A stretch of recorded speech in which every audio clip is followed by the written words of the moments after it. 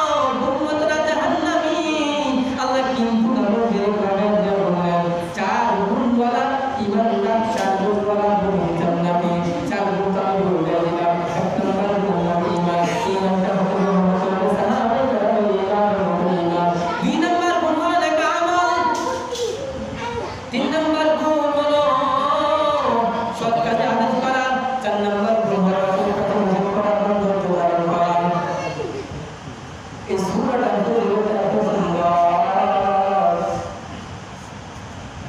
আল্লাহর নবী বলেন قال النبي صلى الله عليه وآله وسلم كل أمتي يدخلون الجنة إلا من أبى।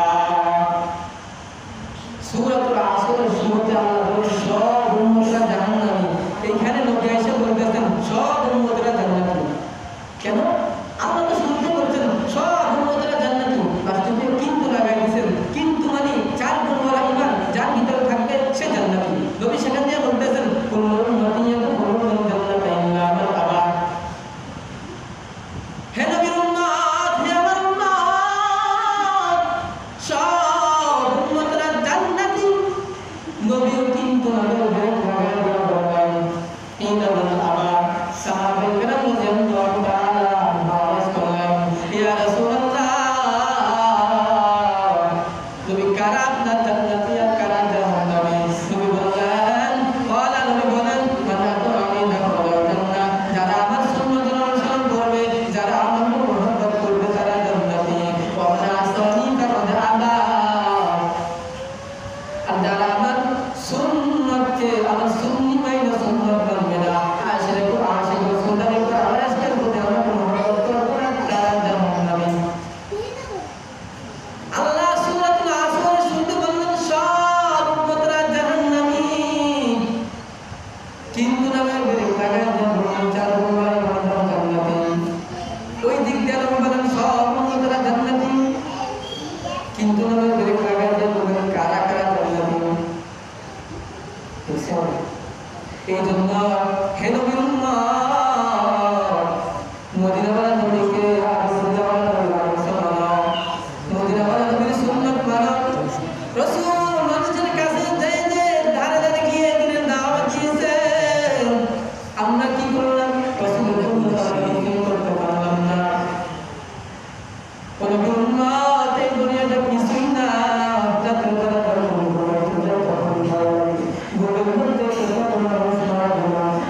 আমি একটু বলি মনে যায় কেমনে করে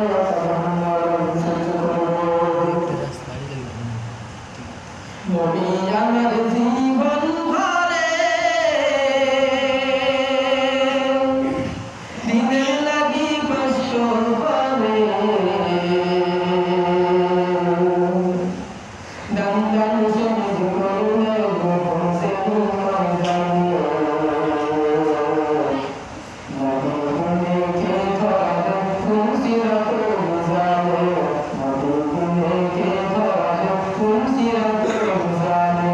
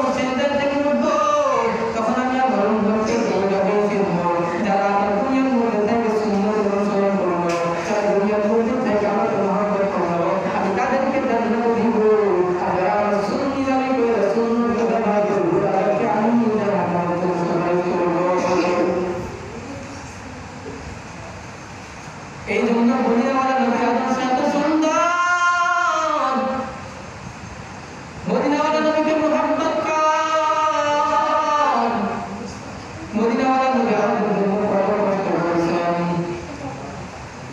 মদিনাওয়ালা নবী